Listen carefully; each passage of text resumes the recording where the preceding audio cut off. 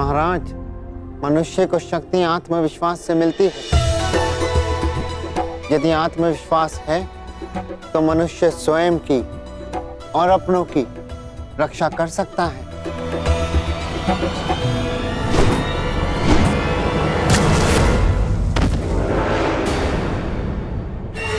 सावधान, आक्रमण हुआ है। हमारा भाई चित्ताकांक, प्रतीत होता है कि हस्तिनापुर ने आक्रमण कर दिया। हस्तिनापुर ने बिना चेतावनी के आक्रमण कैसे कर दिया? महाराज, विगत नरेश सुशर्मा ने आक्रमण किया है। सुशर्मा, इतना साहस? तुम्हें पराजित होना होगा। चलो, सेना और प्रजा को सावधान कर दो। सब युद्ध के लिए तत्पर हैं।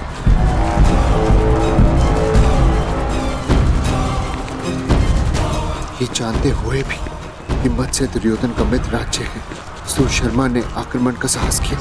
ये तब तक संभव नहीं जब तक उसे किसी बड़ी शक्ति का समर्थन प्राप्त ना हो। इसका अर्थ ये सब दुर्योधन ने करवाया।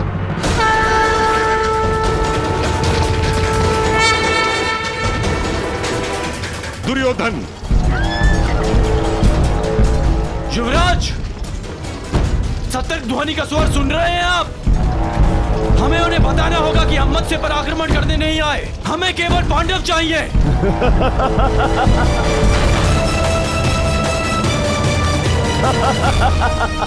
मित्र,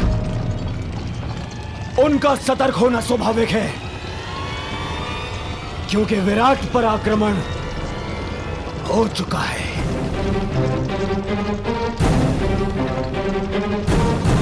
सुशर्मा की सेना दक्षिण छोर से विराट पर पहले ही आक्रमण कर चुकी है।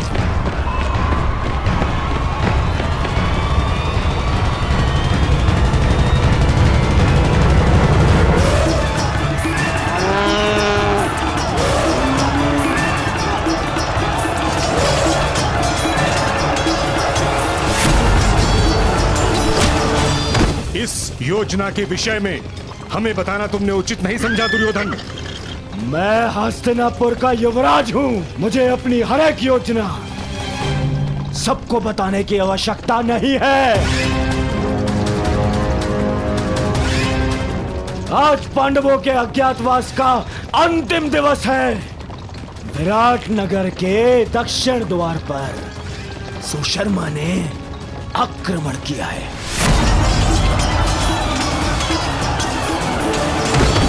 उनका सारा ध्यान विराट के दक्षिण द्वार पर होगा और हम उत्तर दिशा से आक्रमण करके पांडवों को वहीं घेर लेंगे। ये नीति के विरुद्ध है। जो राज्य पहले से ही युद्ध में व्यस्त हो, उस पे इस प्रकार आक्रमण करना छल है। ये छल नहीं है, क्योंकि सुशर्मा हस्तिनापुर का ही सहयोगी है। मुझे किसी भी मूल्य पर उन पांडवों को सूर्यास्त से पूर्व पकड़ना है।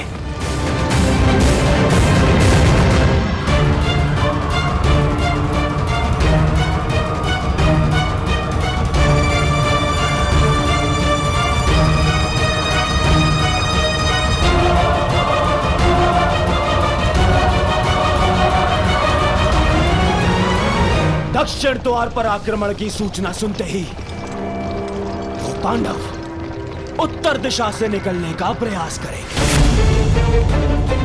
उत्तर द्वार उस दिशा में चले।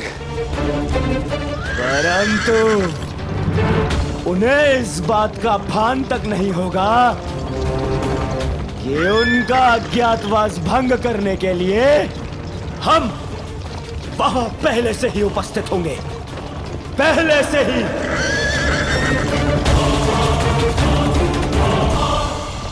दुर्योधन, अपने साथी, महारथी और सेनापति को इस प्रकार योजना से अवगत न रखना असम्मान माना जाता है और इस प्रकार से छल करके आक्रमण करना अधर्म। मैं आपको साथ केवल इसलिए लाया हूं पितामह, ताकि आप सब इस बात के साक्षी हो सके कि मैंने पांडवों का अज्ञातवास धर्म सम्मत भंग किया है।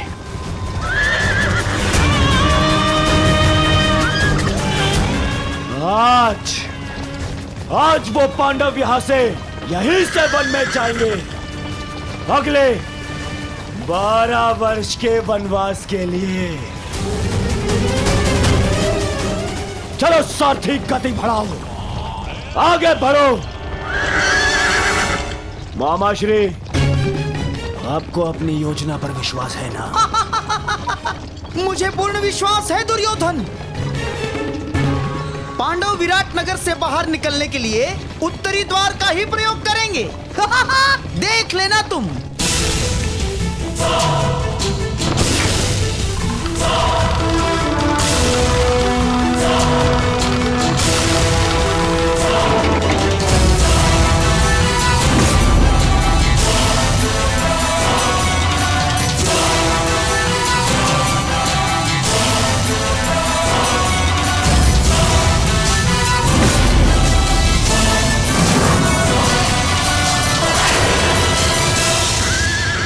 गति बढ़ाओ सारथी, आगे बढ़ो।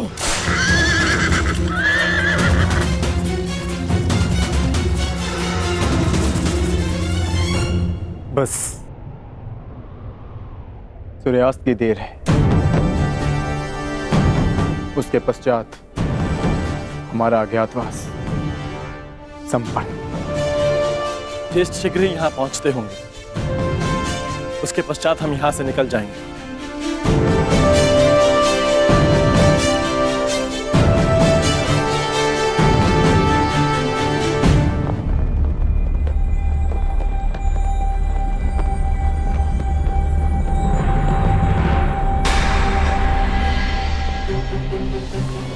मत्स्य ध्वज को हटाया जा रहा है। हमें शीघ्र ही यहाँ से प्रस्थान करना होगा। नहीं,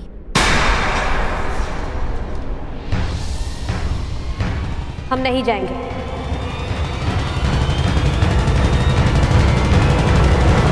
परंतु क्यों?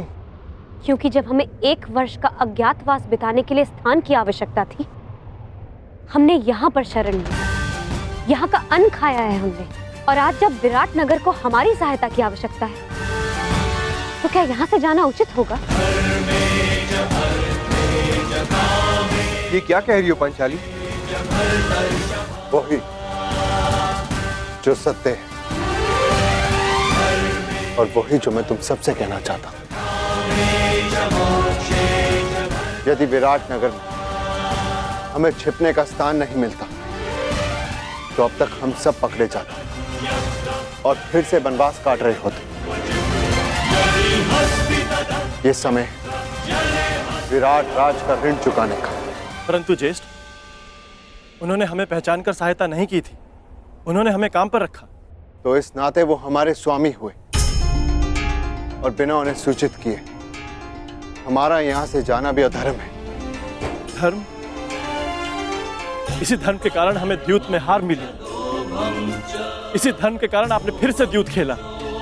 परंतु अब नहीं ज्येष्ठ, केवल एक बार हमारी बात मान लीजिए। पांचाली के खुले काले केशों को देखिए, उस प्रतिज्ञा का स्मरण कीजिए जो हम सबने मिलकर ली थी। अज्ञातवास पूर्ण होने के पश्चात हम विराट नगर को फिर से मुक्त करा लेंगे ज्येष्ठ। परंतु उस कलंक से स्वयं को कैसे मुक्त करेंगे आर्य? कि अपने सहायक को संकट की घड़ी में अकेला छोड़ाए हम? यदि जाना है तो जाकर एक बार विराट राज से कह देते। उनको बताना पड़ेगा कि हम पांडव, वीर पांडुपुत्र कायरों की भांति जा रहे हैं।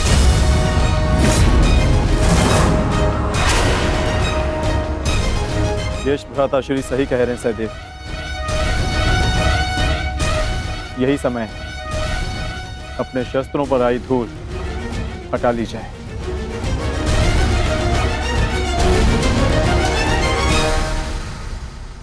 छोड़ो, छोड़ो मुझे, छोड़ो, छोड़ो, छोड़ो मुझे। मैं यहाँ से नहीं जाऊंगी।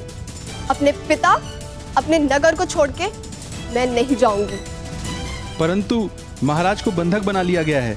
और मेरा कर्तव्य है आपको सुरक्षित स्थान पर पहुंचाना राजकुमारी जी। और मेरा कर्तव्य अपनी जन्मभूमि, अपने नगर की रक्षा करना है। हाँ, मैं भी अपने स्वामी को छोड़कर कहीं नहीं जाऊंगी, चाहे सुशर्मा की सेना हमें बंदी क्यों ना बना ले। परंतु हम महारानी हैं, हमारे आदेश की अवहेलना नहीं होगी। देखा सहदेव, एक बालिका युद्ध के लिए प्रस्तुत है, एक महारानी अपने बलिदान के लिए तत्पर है, और हम यदि योद्धा होकर भी उनका साथ ना दे पाए तो भले ही हम इंद्रप्रस्थ पालें, परंतु कभी भी अपनी आंखों में देख पाने का साहस नहीं कर पाएंगे। आप उचित कहते हैं ज्येष्ठ। अब चाहे 12 वर्ष वनवास में और क्यों न रहना पड़े, हम यहां से नहीं जाएंगे।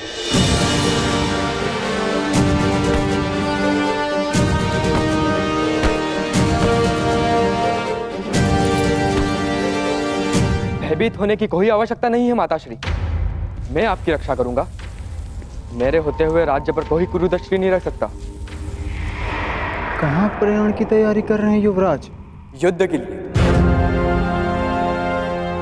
ज्ञात है ना, मेरे पिताश्री को शत्रुओं ने बंदी बना लिया है। मैं एक योद्धा हूं, मैं युद्ध करूंगा उनसे, विराट नगर का मान बचाऊंगा। क्षमा चाहती हूँ युवराज, आप अभी बालक हैं, युद्ध कैसे लड़ेंगे? क्यों? संकट के समय में राज्य की रक्षा करना तो युवराज का धर्म है। मेरे पिता मत्स्यराज अभी संकट में, और पुत्र और युवराज होने के नाते ये मेरा कर्तव्य है। निसंदेह युवराज, ये आपका धर्म है, परंतु आपका सुरक्षित रहना भी अत्यंत आवश्यक है। और सेना की एक टुकड़ी महाराज की रक्षा के लिए भेजी जा चुकी है। सेना नहीं, योद्धा की आवश्यकता है। मैं युद्ध करूंगा उनसे। माताश्री, आप ही मुझे बताइए, क्या मेरा जाना अनुचित है? हमारे राज्य पर आक्रमण हुआ और हम ऐसे ही बैठे रह सकते हैं? तुम उचित कह रहे हो पुत्र, परंतु महारानी की जय हो। नगर के उत्तरी छोर से भी शत्रुओं ने आक्रमण कर दिया है।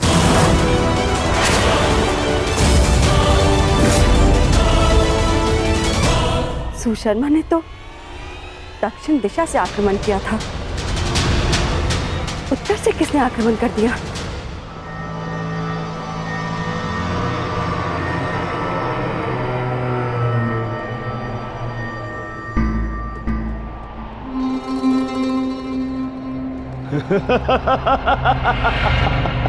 अब कहां छुपेंगे पांडव पुत्र? आज होगा पांडवों का अज्ञातवास भंग।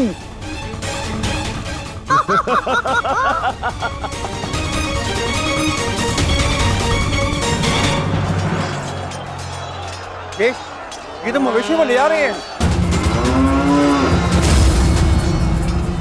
विराट की संपत्ति की रक्षा करना भी हमारा कर्तव्य है। आज्ञा दीजिए ज्येष्ठ।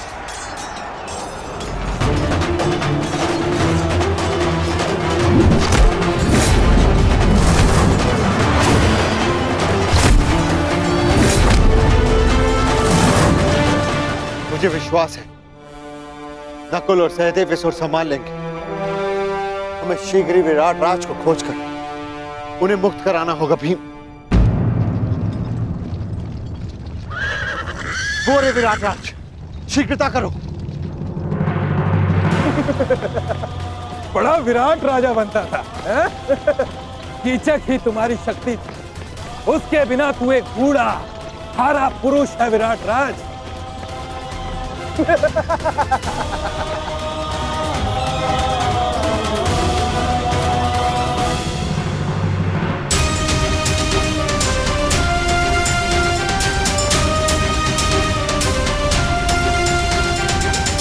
उत्तर ने अपने पिता को इस अवस्था में नहीं देखा।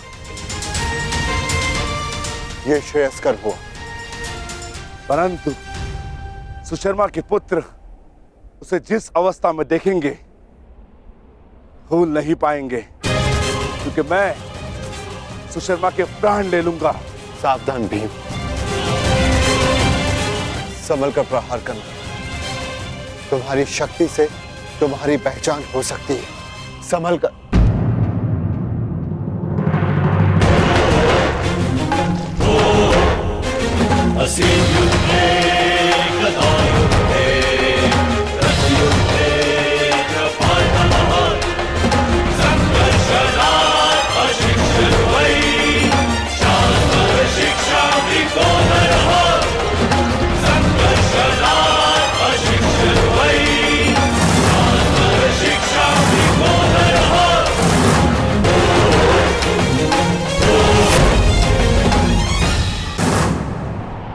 सावधान सुशर्मा, मैं तुम्हें चेतावनी देता हूं कि महाराज को मुक्त कर दो, अन्यथा। कौन हो तुम? वल्लभ, महाराज का प्रमुख रसोइया। हमारे अभी इतने बुरे दिन नहीं आए कि हम एक रसोइये से युद्ध करें। वैसे अब तुम हमारे लिए भोजन बनाने का अभ्यास कर लो, क्योंकि अब हम यहाँ के नए राजा हैं।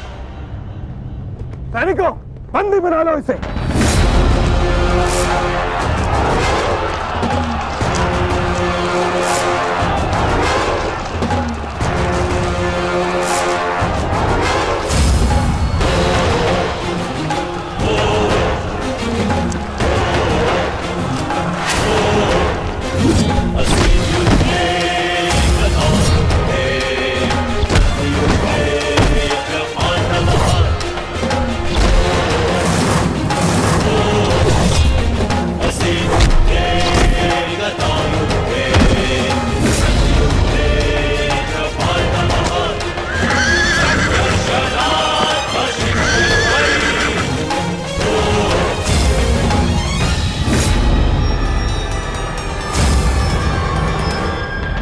हे ईश्वर, दुर्योधन, महाबली भीष्म और अंगराज कर्ण जैसे महारथियों का सामना कैसे करेगी हमारी सेना? कैसे करेगी? युद्ध का वास्तविक आनंद तो महारथियों के साथ लड़ने में ही आता है माताश्री। अब आएगा युद्ध का आनंद। अब सिद्ध होगा कि आपका पुत्र कितना बलशाली, कितना वीर है। अब आप देखना कैसे मैं महान धनुधारी अर्जुन के भांति अपने बाणों से कौरवों का नाश करता हूं। अत्यंत उत्साही मत बनो पुत्र। क्षमा चाहती हूँ महारानी, परंतु युवराज का कहना उचित है। ये कैसी बात कर रही हो सारंधरी? युवराज अभी बालक है, वो भीष्म और कर्ण जैसे महायोद्धाओं का सामना कैसे कर पाएंगे? कर सकता हूं, परंतु एक समस्या है। एक उत्तम सारथी की आवश्यकता है, अन्यथा उन कौरवों को मैं धूल चटा दूं।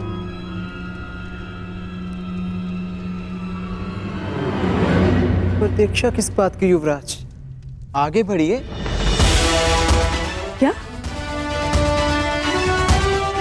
मैं बताती हूँ महारानी। बृहनला कुमार की सारथी बनकर जाएगी। क्या? बृहनला एक किन्नर मेरी सारथी बनेगी? अरे ये नृत्यशाला नहीं, युद्ध भूमि है, युद्ध भूमि। वीणा की तार और अश्वों की रास में बहुत अंतर होता है। वहां मृत्यु तांडव करती है। सैरंद्री, तुम इतना मूर्खतापूर्ण सुझाव कैसे दे सकती हो? कुमार, आपने महान धनुर्धर अर्जुन का नाम लिया, इसी कारणवश मैंने बृहनला को आपकी सारथी बनाने का सुझाव दिया, क्योंकि एक समय पर बृहनला अर्जुन की सारथी रह चुकी है। क्या? ये अर्जुन के सारथी? विश्वास नहीं होता।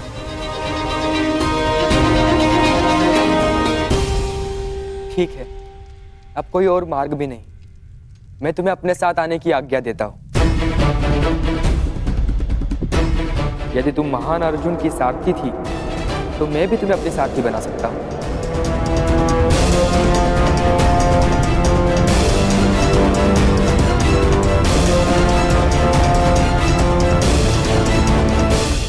हमारे जीवन में दो संबंधों का बड़ा महत्व है, क्योंकि दोनों सीधे हृदय से जुड़ते हैं। एक मित्रता और दूसरी शत्रुता।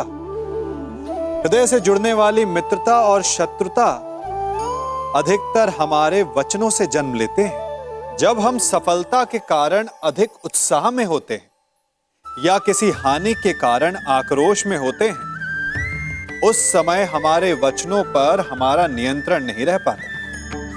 ऐसी स्थिति में हम कुछ ऐसा बोल जाते हैं कि सामने वाला उसे हमारा अहंकार समझकर हमसे मित्रता तोड़ देता है या अपना अपमान समझकर हमसे शत्रुता साध लेता है।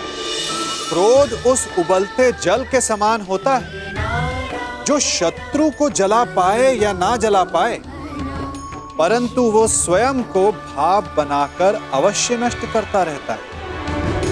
इसलिए मुख से वचन निकालने से पूर्व श्रेयस्कर यही है कि उसे आत्मा के तराजू में तौल लिया जाए, क्योंकि एक पल में निकला हुआ वचन कई जन्मों तक दंड बन सकते हैं।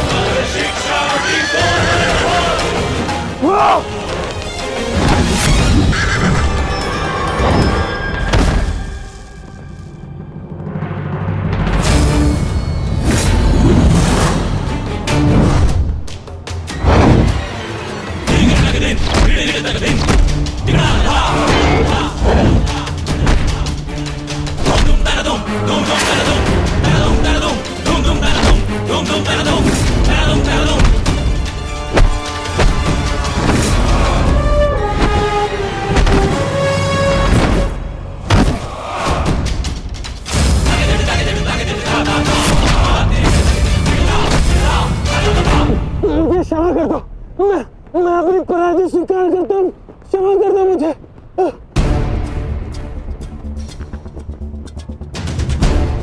इतने भी बुरे दिन नहीं आए कि प्राणों की भीख मांग रहे एक याचक को निराश करूं।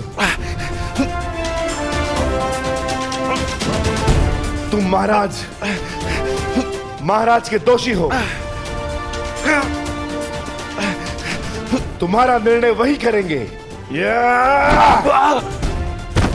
क्षमा क्षमा महाराज, मैं अपनी पराजय स्वीकार करता हूँ। आदेश दीजिए महाराज, क्या करना है इस दुष्ट पापी का?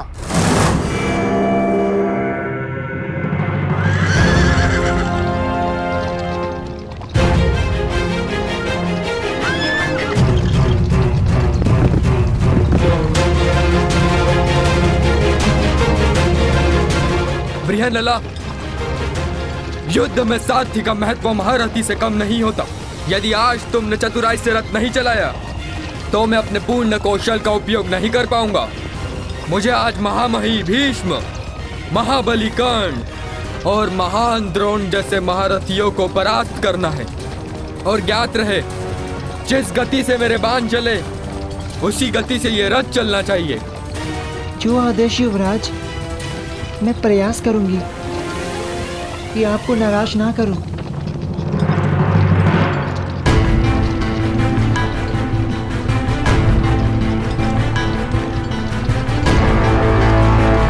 ये सामने क्या है?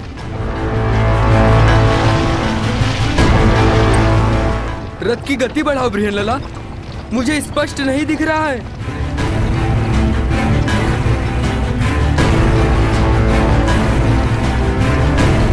क्या ये कोई चक्रवात है? नहीं युवराज, ये धूल है जो हस्तिनापुर की विशाल सेना के पथ संचालन से उड़ रही है। क्या? हस्तिनापुर की सेना इतनी विशाल?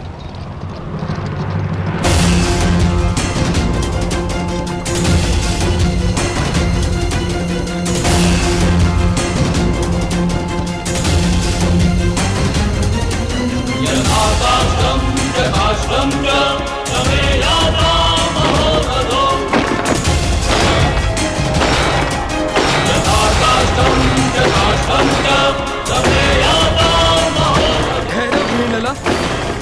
मैंने कहा रथ रोको भियनला।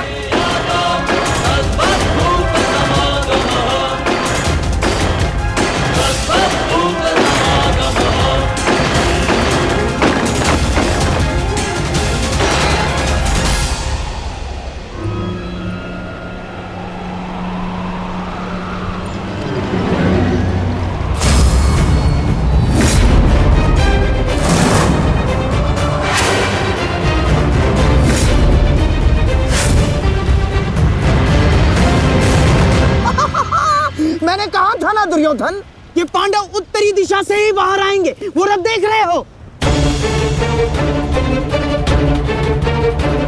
कदाचित उसी रथ में छिपकर भाग रहे हैं भगोड़े। आओ!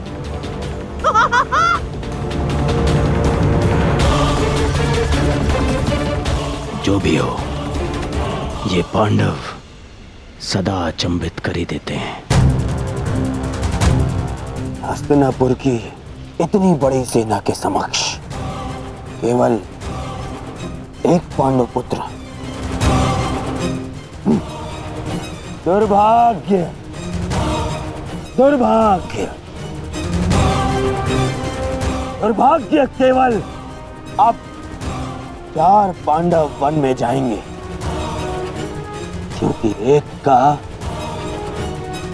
आज ही अंत हो जाएगा। यही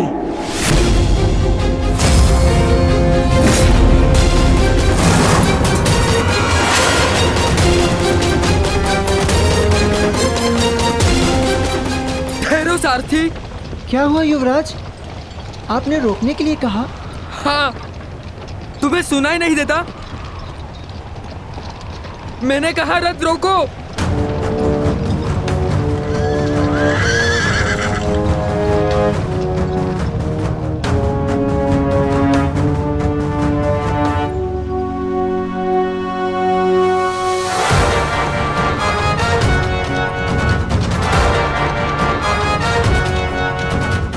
ये रथ अचानक रुक क्यों गया?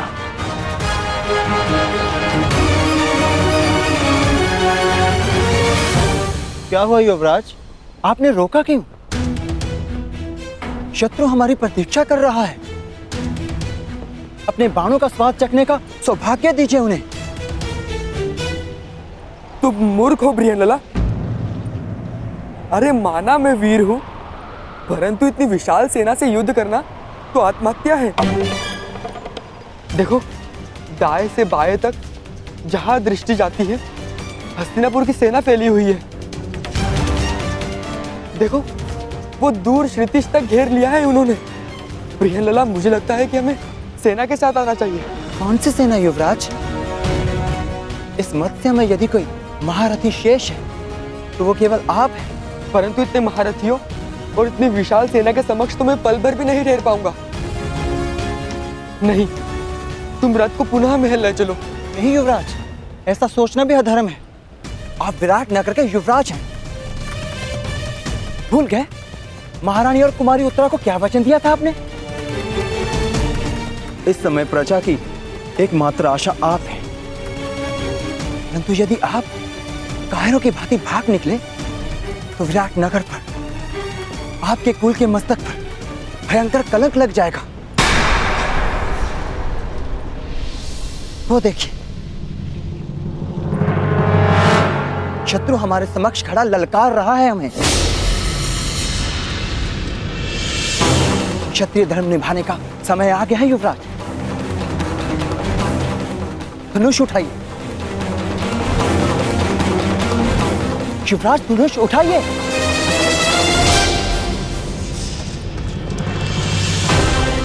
युवराज रुक जाइए, कायरता मत दिखाइए।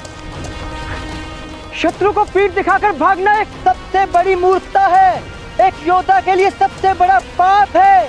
पाप सह लूंगा, परंतु इस सेना के वाहन नहीं सह पाऊंगा। मुझे नहीं कहलवाना योद्धा, मुझे अपने प्राण अधिक प्रिय है। मैं तुम्हें भागने नहीं दूंगा कुमार, भागने नहीं दूंगा।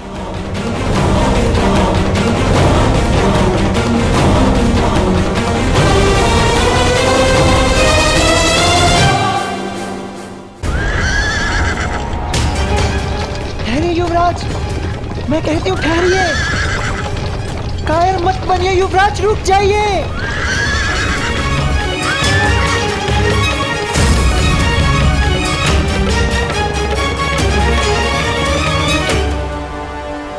ये कैसे हो सकता है? ये तो वापस लौट रहा है। हाँ मछली, आपने तो कहा था कि ये योजना सफल होगी।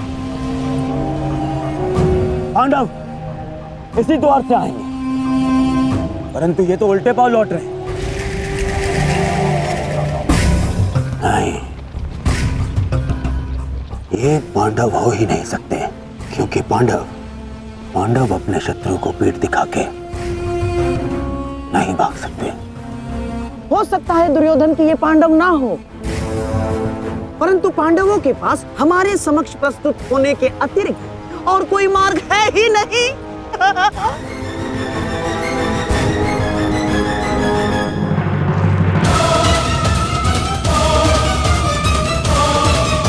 आप भाग नहीं सकते कुमार। कोई और मार्ग नहीं है बृहनलला, मैं इतनी शक्तिशाली सेना से युद्ध नहीं कर सकता।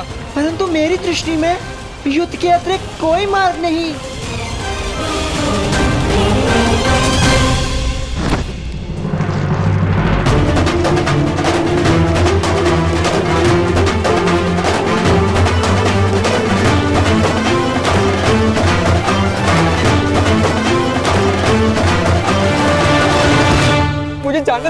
मुझे जाने दो बृहनलला, मेरी तुमसे प्रार्थना है, मुझे नहीं मरना, मुझे अपने प्राण नहीं देने।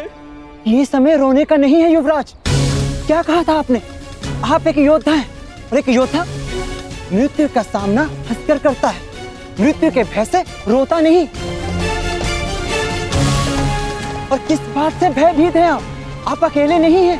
तुम्हारी मति तो नहीं मारी गई है, अकेले ही तो हूं मैं बृहनलला। देखो चारों, कहाँ है सेना? कौन देगा मेरा साथ? मैं दूंगी आपका साथ। तुम्हारा साथ किस काम का? तुम तो एक किन्नर हो।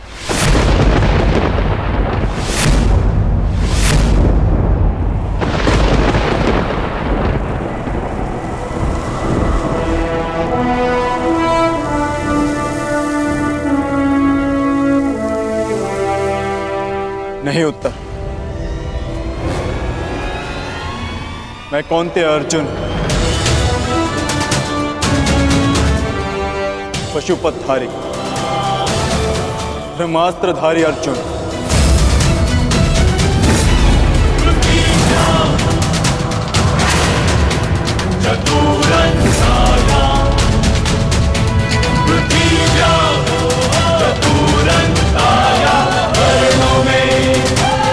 असंभव।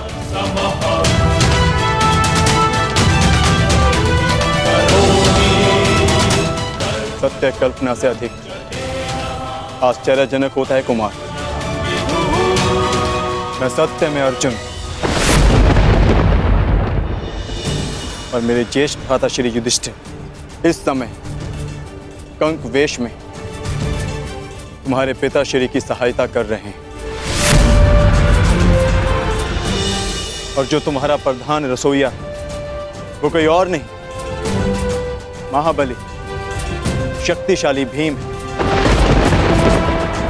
और जो ग्रंथिक तुम्हारी अश्वशाला संभालता है वो मेरा अनुज नकुल।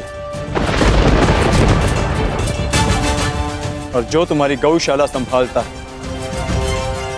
कोई तांतीपाल नहीं, मेरा अनुज सहदेव। और तुम्हारी माता की दासी सैरेंद्री, स्वयं याज्ञसेन, पांचाली।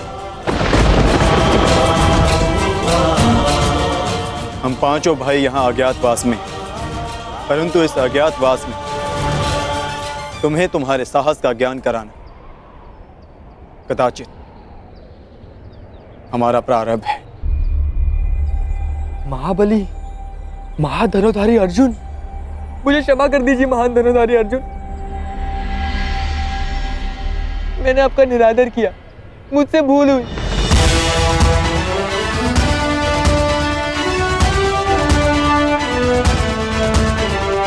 ये तुम्हारी भूल नहीं, हमारी सफलता है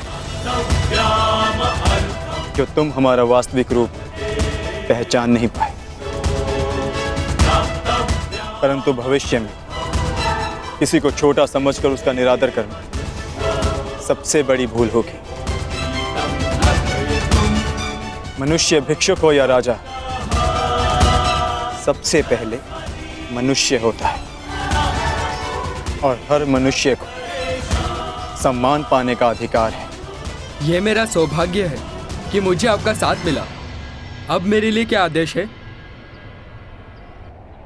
आदेश नहीं, निवेदन है।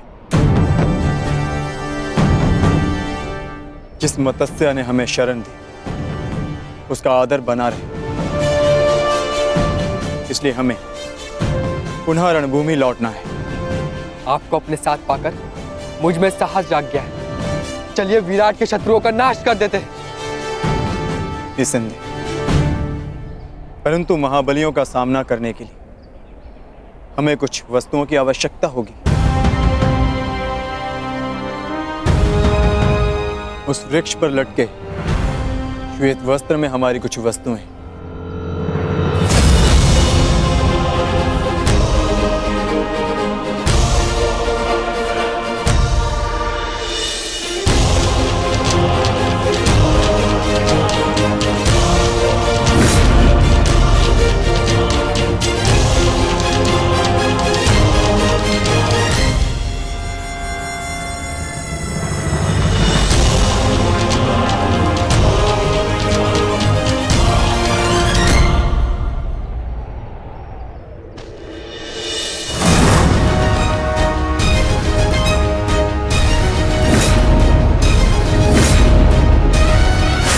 अब समय हो गया है, हमें रणभूमि में लौटना होगा।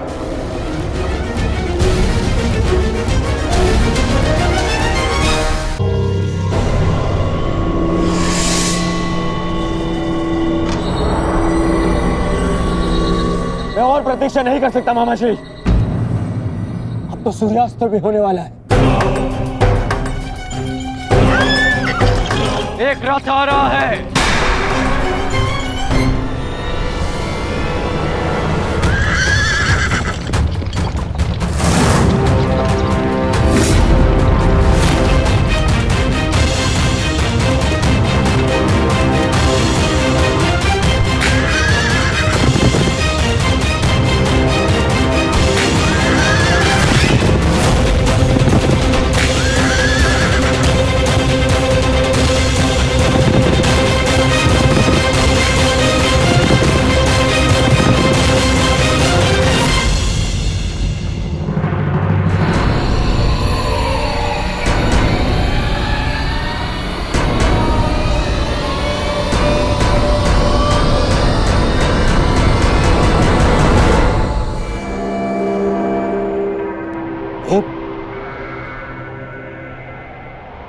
ये तो एक स्त्री है।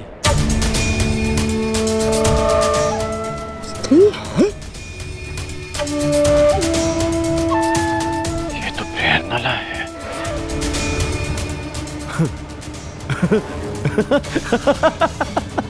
देख रहे हैं मामाश्री, विराटनगर का युवराज सारथी बना हुआ है और वो भी एक स्त्री का। ना ना ना ना ना ना ना, स्त्री का नहीं दुर्योधन, एक किन्नर का। किन्नर।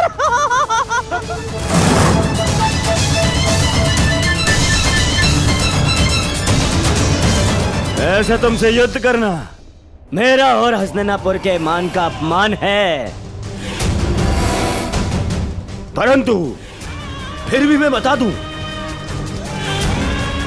कि मैं यहां विराटनगर से युद्ध करने नहीं आया। मुझे केवल पांडव चाहिए। मार्ग से हट जाओ।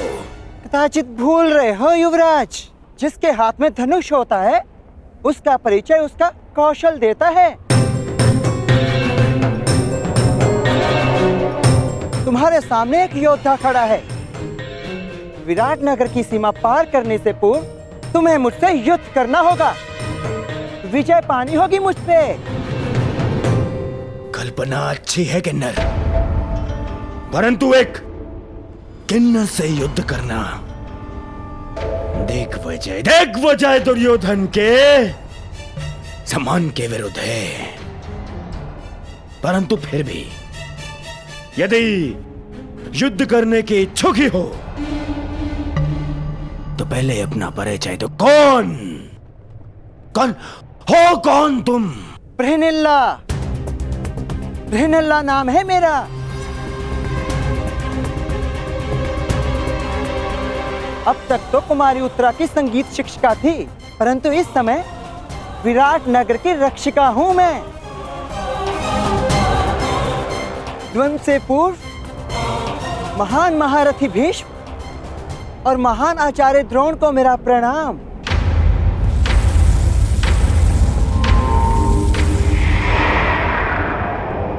हो सकता है ये भेष बदले कोई पांडव ही हो।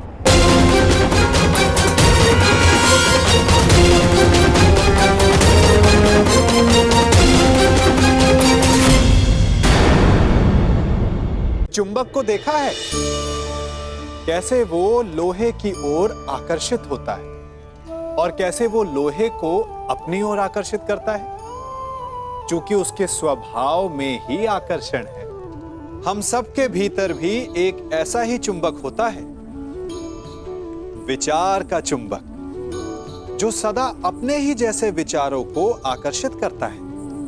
हम जो बोते हैं वही काटते हैं। उसी प्रकार हम जैसा सोचते हैं वैसा ही पाते हैं। साधु ईश्वर का नाम जपता है तो उसे ईश्वर मिल जाता है।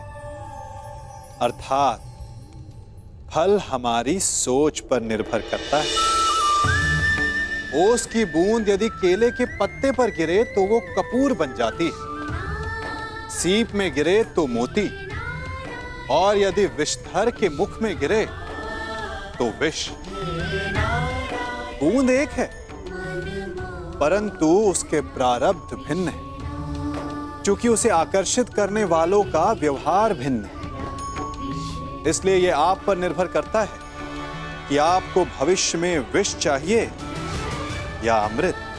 स्मरण रखें, हम वही बन जाते हैं जैसा हम सोचते हैं, जैसा विश्वास रखते हैं।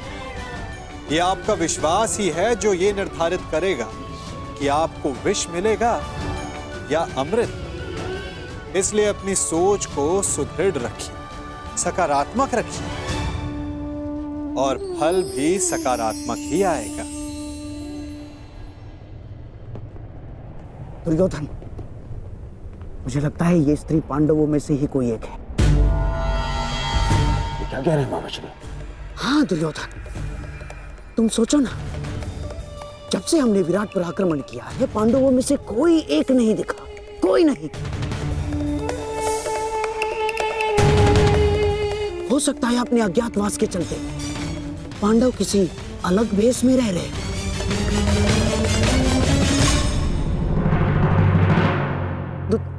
दुर्योधन, मुझे पूर्ण विश्वास है कि ये पांडवों में से ही कोई एक है। तुम मेरी बात मानो, ये वही है। यदि तुम किसी भी प्रकार इससे ये उगलवा सको तो पांडवों का अज्ञातवास भंग समझो। दुर्योधन, यदि हमने ये सिद्ध कर दिया कि ये पांडवों में से ही कोई एक है और स्त्री बनकर हमारे साथ छल कर रहा है, तो हम पुनः पांडवों को 13 वर्ष के लिए वनवास भेज देंगे।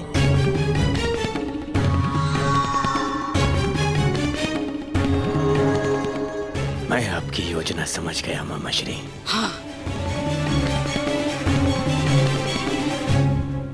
मैं तुमसे अंतिम बार पूछता हूं,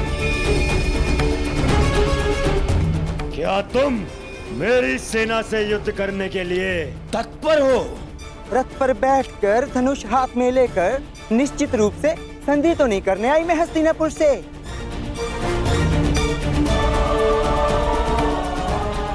बृहनल्ला नृत्य और संगीत ही नहीं जानती, और भी बहुत कुछ शेष है जो आपके समक्ष आने वाला है।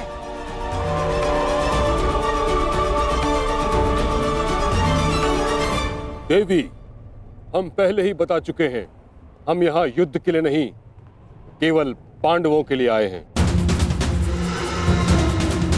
हमें विराट में प्रवेश करने की अनुमति दें। बस पितामह, अब आप एक किन्नर के समक्ष गिड़गिड़ाएंगे। आक्रमण! आक्रमण!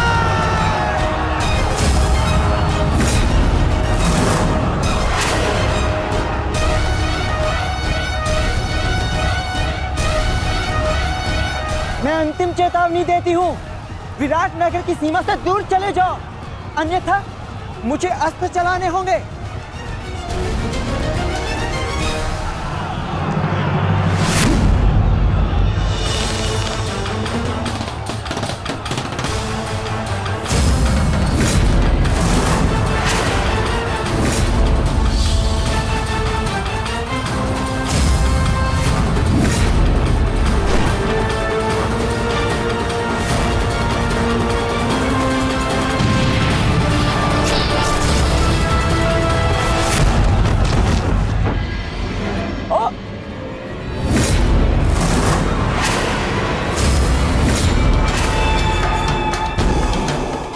असंभव।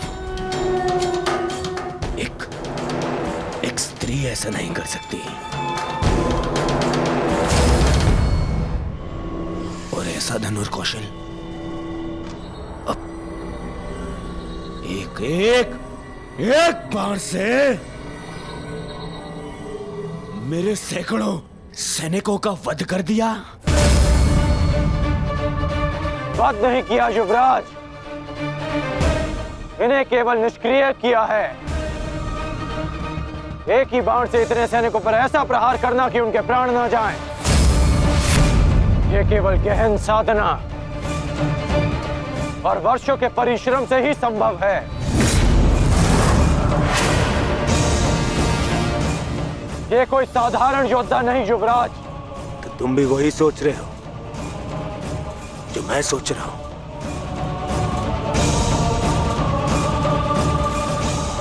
इसका कौशल तो यही संकेत कर रहा है, परंतु कैसे? ये तो एक किन्नर है। यदि ये वही है जो हम सोच रहे हैं, तो मेरा मंतव्य और तुम्हारा लक्ष्य आज एक साथ पूर्ण होंगे। बहुत गर्व है ना अपनी सैन्य शक्ति पर दुर्योधन, परंतु इन निर्दोष सैनिकों के प्राण क्यों गंवा रहे हो?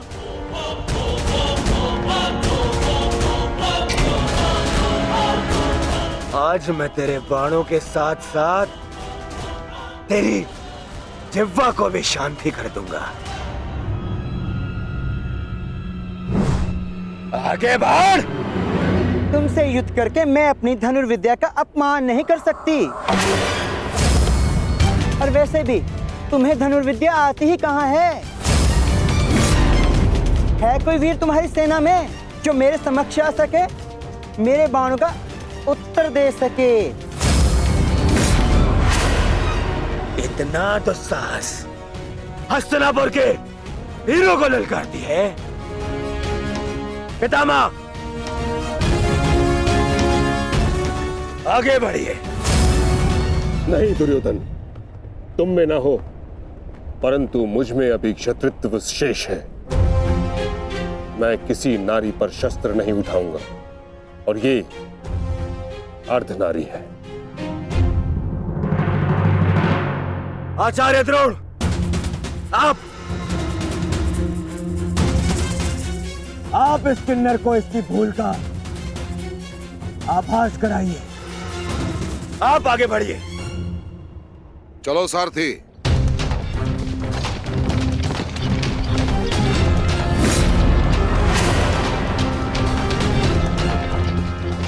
एक ऐसी परीक्षा है माधव, जिसने मुझे लक्ष्य भेदना सिखाया, वही मेरे समक्ष लक्ष्य बनकर खड़ा है। विश्व का श्रेष्ठ धनुर्धर बनने की क्षमता है तुम में।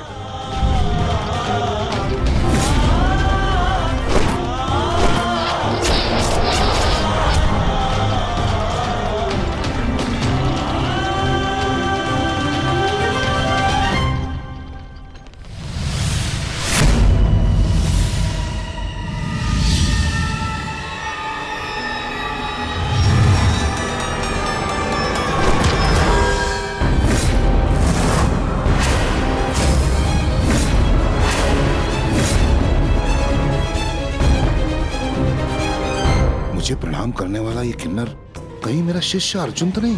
परंतु ये कैसे संभव है? अभी सिद्ध हो जाएगा कि ये अर्जुन है या नहीं। सावधान!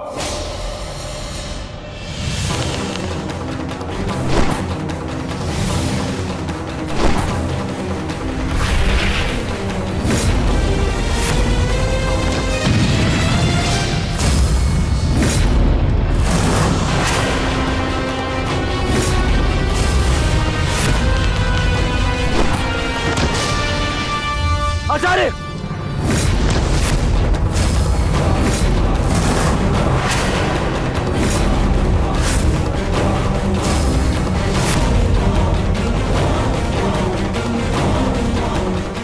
अर्जुन,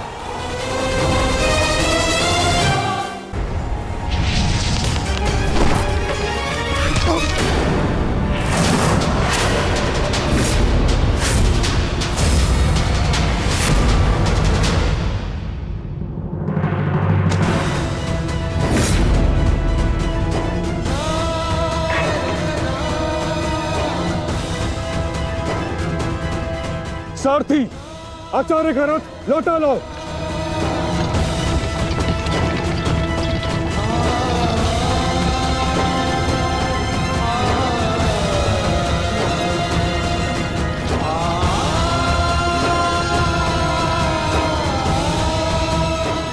क्षमा चाहता हूँ गुरुदेव, मैंने कभी सोचा भी नहीं था कि आपकी ही सिखाई हुई विद्या का प्रयोग मैं आप पर करूंगा।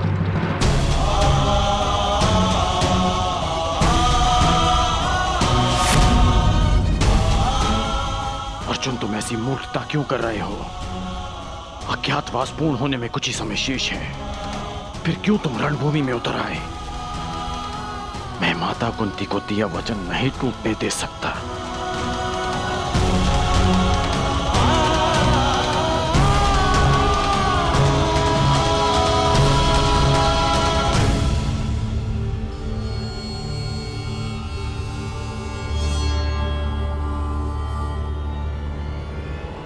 दुर्योधन, समय निकलता जा रहा है। हमें शीघ्र ही इस पांडव को पराजित करके इसका वास्तविक रूप सामने लाना होगा दुर्योधन। और यदि ये पांडव ना हुआ तो?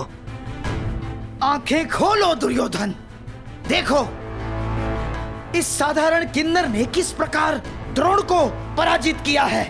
किसी भी साधारण योद्धा में इतना शौर्य तो नहीं है कि आचार्य द्रोण को पराजित कर सके। तुम्हें क्या लगता है कि अर्जुन के अतिरिक्त और कौन हो सकता है? पहचानने का प्रयास करो इसे। तुम दोनों ने एक ही साथ, एक ही स्थान पर, एक ही गुरु की छत्र छाया में अभ्यास किया है। अपनी आंखों से इसे धनुर्विद्या सीखते हुए देखा है तुमने। पहचानो इसे, कौन है ये?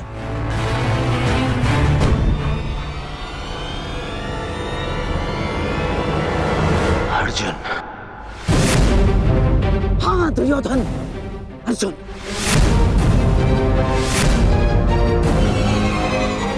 अब तुम्हें कैसे भी करके इसका वास्तविक रूप पितामह के सामने लाना है, और उसके लिए तुम्हारे पास केवल एक अस्त्र उपाय है।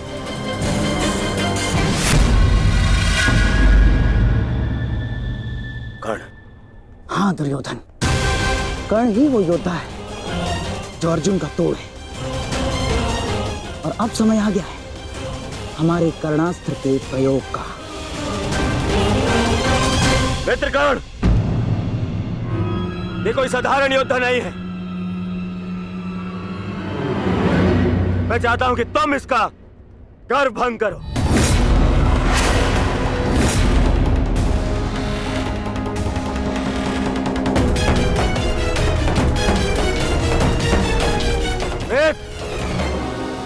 विलंब मत करो, हमारे पास में समय कम है। देखो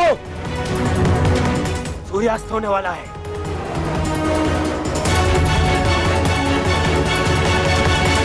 यदि एक मित्र का निवेदन स्वीकार नहीं है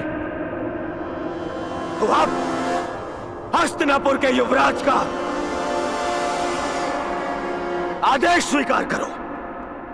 आगे बढ़ो, जाओ।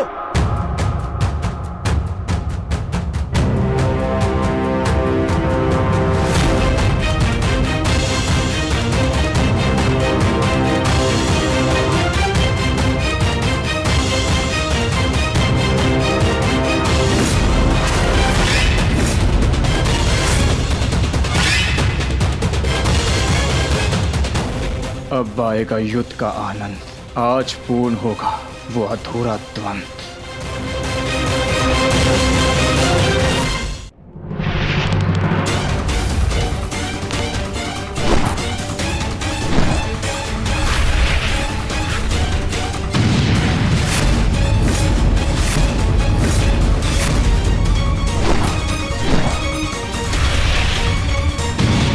छोटे मोटे बाण चलाने का खेल बंद करो अंगराज।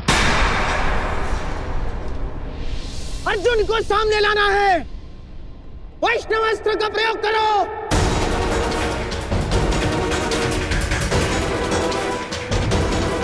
मैं वैष्णवास्त्र व्यक्त नहीं कर सकता। समझते क्यों नहीं हो अंगराज? इस धरती पर केवल एक ही महायोद्धा है जिसके पास पशुपतास्त्र है, और वो है अर्जुन। और यदि इसने पशुपतास्त्र का आह्वान किया तो इसका अज्ञातवास तो भंग हो जाएगा, और पशुपतास्त्र तभी सामने आएगा अंगराज जब उसके समक्ष महाशक्तिशाली वैष्णवास्त्र का प्रयोग होगा।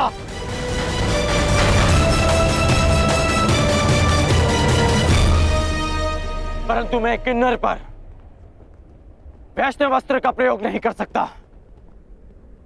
ये वैष्णवास्त्र का अपमान होगा।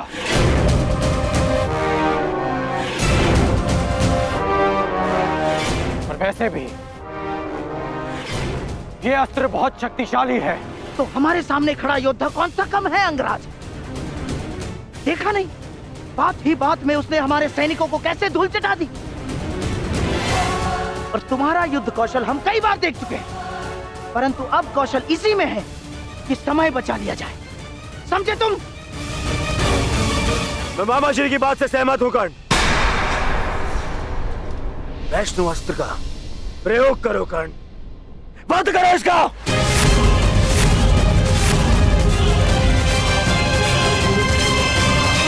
दुर्योधन, अब इस अर्जुन के पास केवल दो ही विकल्प है। एक, या तो वो कर्ण के अस्त्र का उत्तर देने के लिए पशुपतास्त्र का प्रयोग करे और अपना अज्ञातवास तोड़ दे, या फिर मारा जाए। दोनों ही ओर से हमारी ही पोबारा है।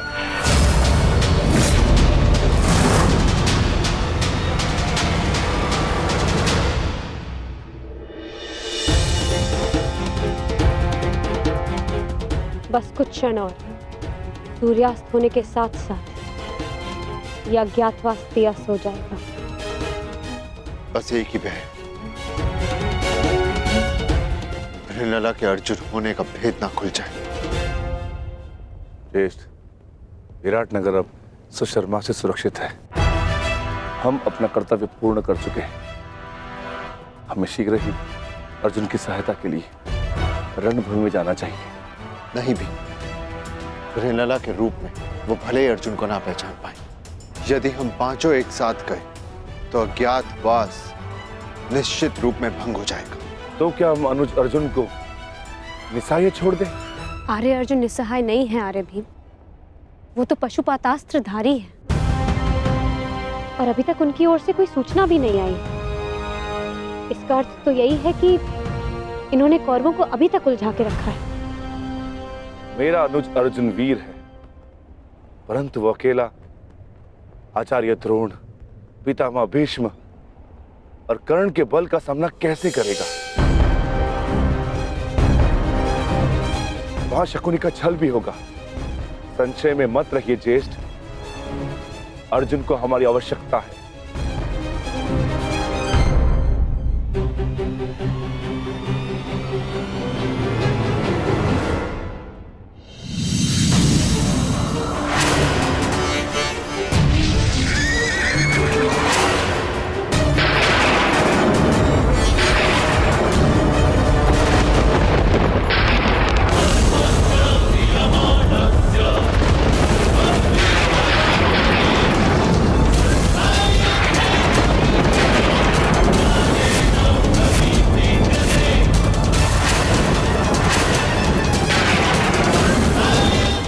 वैष्णवस्त्र, कर्ण वैष्णवस्त्र संधान कर रहा है।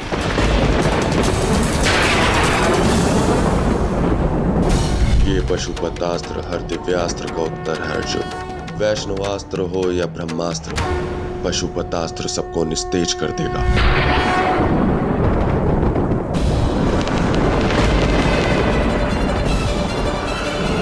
यदि मैंने पशुपतास्त्र का प्रयोग किया तो सबको ज्ञात हो जाएगा कि मैं ही अर्जुन हूँ, और यदि प्रयोग ना किया तो मेरी मृत्यु निश्चित है, और साथ ही मेरे भाइयों का जीवन भी संकट में आ जाएगा।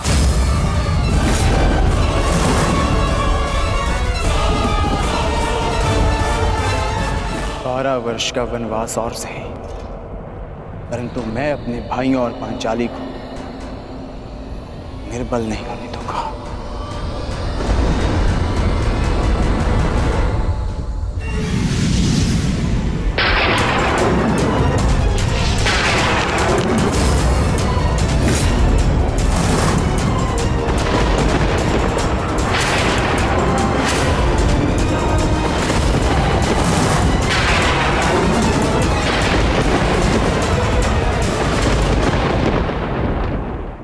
जब से ये सृष्टि बनी है, नदी की धारा और चट्टान के मध्य सदा संघर्ष रहा है, परंतु हर बार चट्टान की कठोरता को हारना पड़ता है और नदी की धारा कोमल होते हुए भी कठोर चट्टान को काट देती है।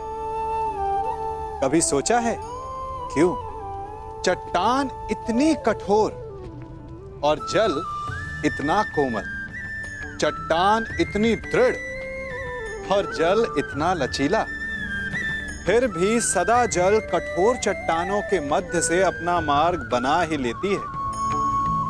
कारण केवल एक है, और वो है लगातार चलने की क्षमता।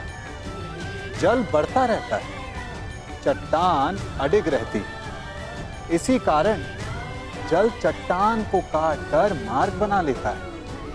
इसलिए लगातार चलते रहिए, रुकिए मत, क्योंकि चट्टान जैसी हर समस्या को आप भी जल की तरह काट सकते हैं।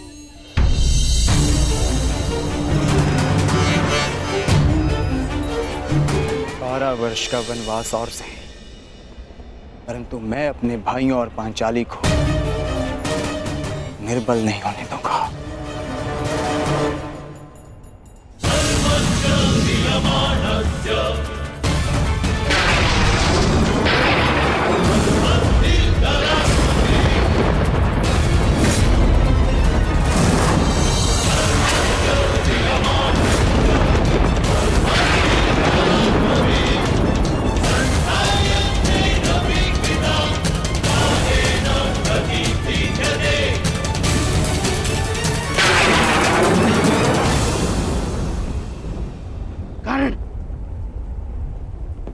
मित्र युवराज दुर्योधन को दिया वचन स्मरण करो।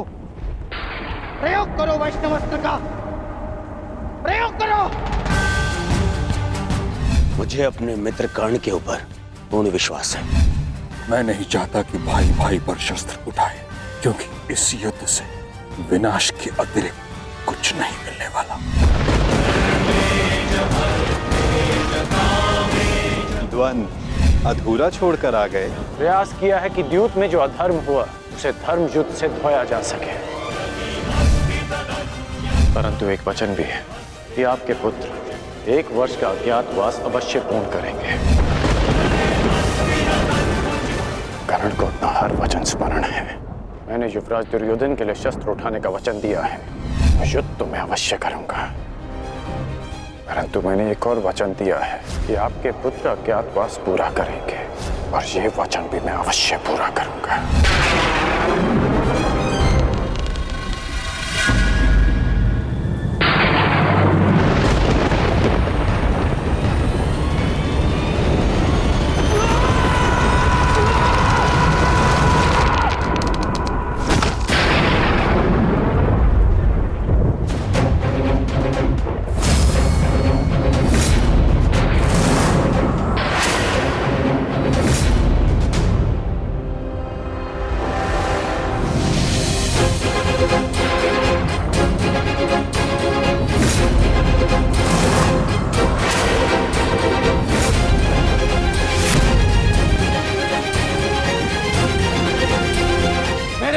की प्रत्यंचा टूट गई है बृहन्नला।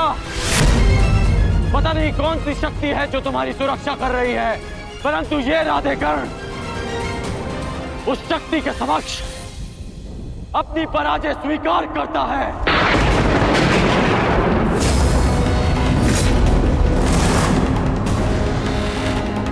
क्षमा कीजिएगा युवराज, परंतु मैंने आपको अपना दिया वचन और हस्तिनापुर के लिए अपना उत्तरदायित्व पूर्ण करने का प्रयास किया, परंतु प्रारब्ध ने मेरा साथ नहीं दिया।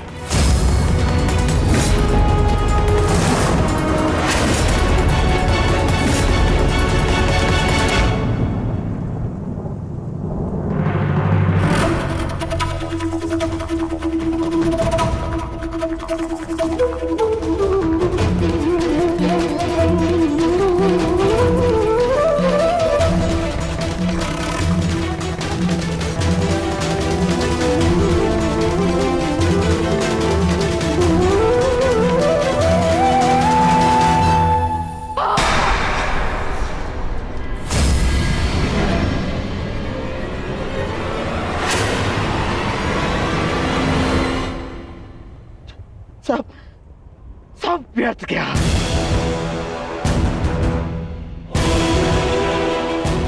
इतना परिश्रम, इतनी योजना, सब व्यर्थ गया। सब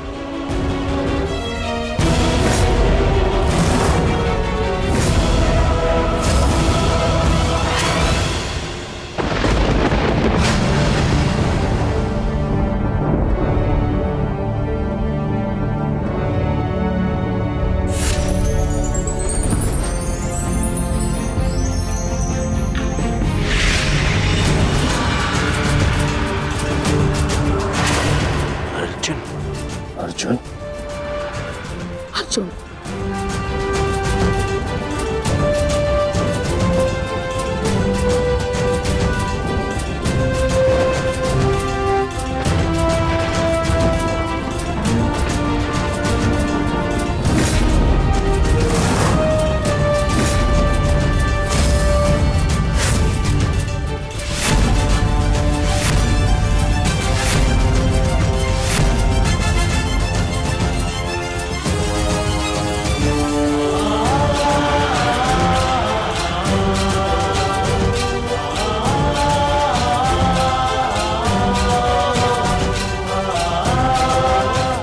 अज्ञातवास पूर्ण हुआ ज्येष्ठ।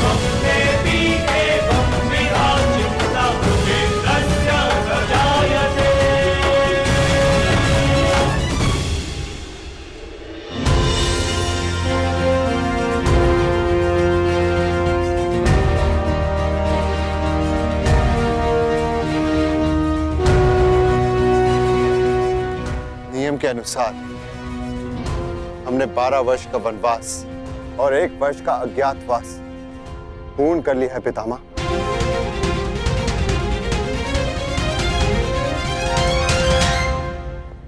आपसे ये आशा नहीं थी धर्मराज कि आप असत्य भाषण करेंगे।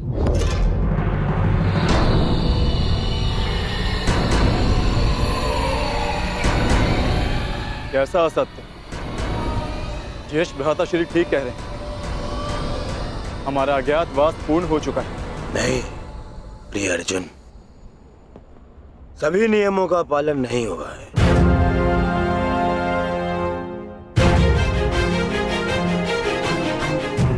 कैसे नहीं हुआ? 13वें वर्ष में हमें कोई पहचान ना सके, यही नियम था। हाँ, और इस नियम को समझने के लिए तुम लोगों के पास पुनः 13 वर्ष का समय होगा भीम। है ना दुर्योधन? समझाओ उसे। हाँ मामाश्री, क्योंकि नियम अनुसार पहचाने जाने पर असत्य बोलना भी नियम भंग करना होता है, और असत्य बोलकर तुमने नियम भंग किया।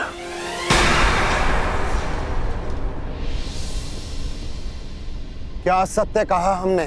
अपने अनुज से पूछो युधिष्ठिर। क्यों अर्जुन, जब मैंने तुमसे तुम्हारा परिचय पूछा तो क्या कहा था तुमने? बृहनिल्ला, बृहनिल्ला नाम है मेरा। आचार्य द्रोण पितामह भीष्म के समक्ष पूरी कौरव सेना के समक्ष अर्जुन ने असत्य कहा था। अपना नाम बृहनिल्ला बताया था, अपने आप को किन्नर बताया था।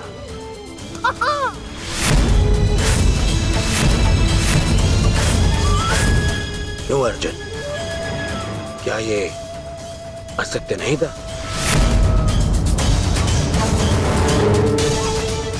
आपने भी तो सुना था पितामह। बोलिए पितामह, अर्जुन ने ऐसा नहीं कहा था? हाँ, अर्जुन ने असत्य कहा था।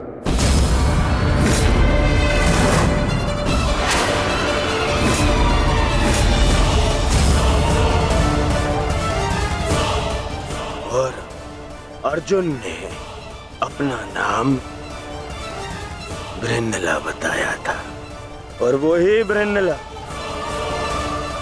अर्जुन बन के सामने खड़ा है।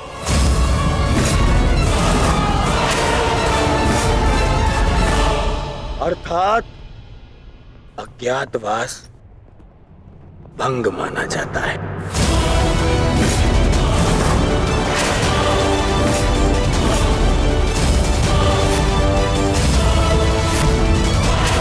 जाओ पांडवों, वापस वन में जाओ और योजना बनाओ कि अगली बार 12 वर्ष के पश्चात अज्ञातवास में कैसे पकड़े ना जाओ।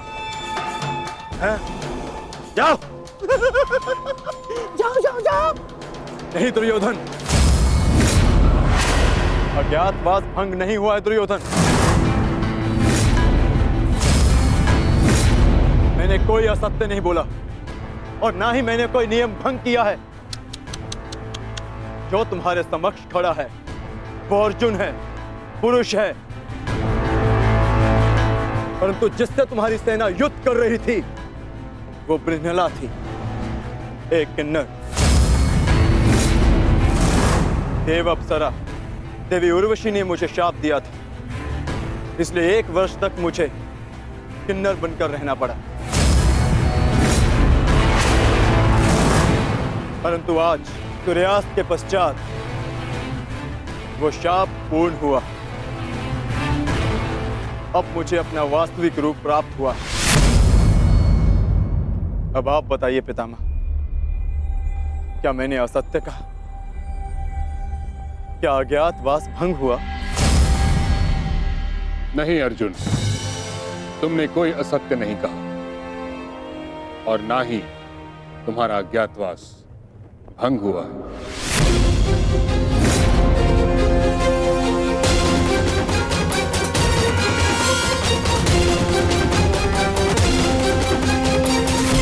परंतु मैंने इसे पहचान लिया था पितामह। नहीं दुर्योधन, तुमने पहचाना नहीं था। तुम्हें आभास हुआ था कि ऐसा बाण केवल अर्जुन चला सकता है। यदि तुम्हें विश्वास होता तो तुम अंगराज से वैष्णोस्त्र का संधान करने को नहीं कहते। इसलिए मौन रहो। मैं ये घोषणा करता हूं कि पांडवों का अज्ञातवास सफलतापूर्वक पूर्ण हुआ।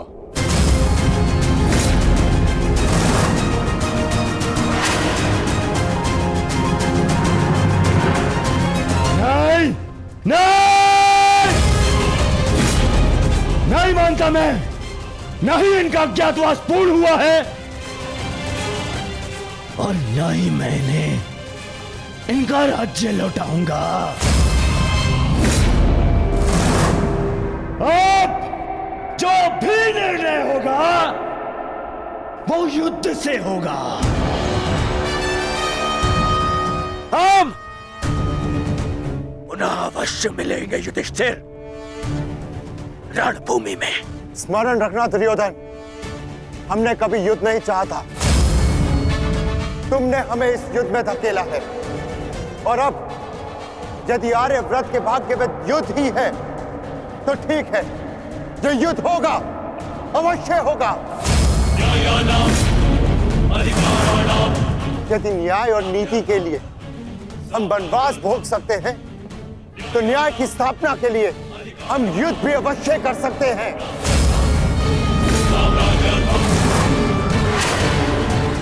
उचित कहा तुमने धर्मराज, युद्ध होना निश्चित है जिसे कोई नहीं रोक सकता।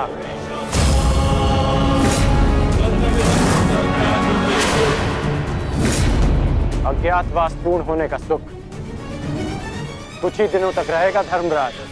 हमने बिन 13 वर्षों को यूं ही नहीं काटा है कर्ण। जानता हूं, परंतु आप ये नहीं जानते कि इन 13 वर्षों के समाप्त होने की प्रतीक्षा आपसे अधिक मैंने की है। हर पल मैंने युद्ध की तैयारी की है धर्मराज।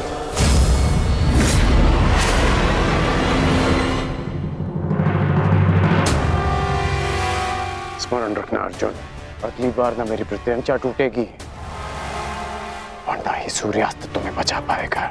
तुम भी स्मरण रखना, अगली बार वैष्णव अस्त्र का उत्तर पशुपतास्त्र से मिलेगा।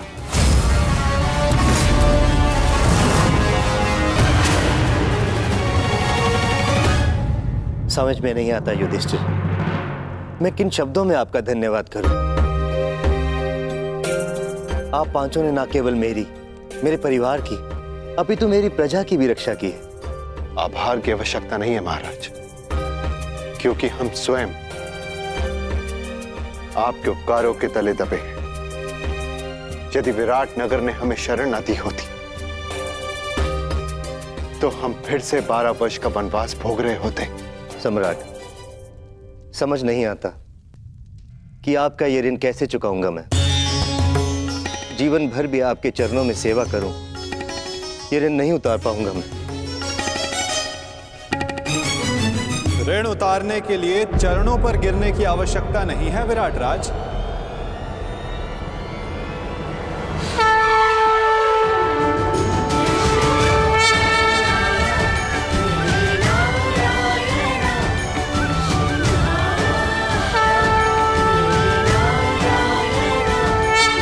वासुदेव,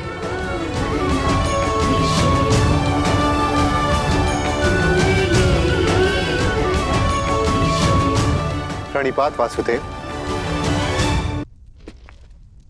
आपकी समस्या है कि आप पांडवों का ऋण कैसे चुकाएं, और उस समस्या का हल मेरे पास है विराट राज।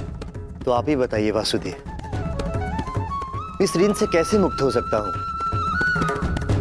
क्या करूं कि ये मेरा मंतव्य पूर्ण हो? पांडवों का अज्ञातवास पूर्ण हुआ कैसे? कैसे?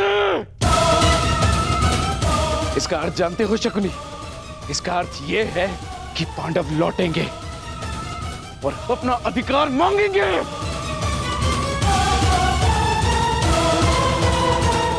उनके मांगने से क्या होता है पिताश्री? मैं उन्हें अवसर नहीं दूंगा, कुछ नहीं मिलेगा उन्हें पिताश्री। मान!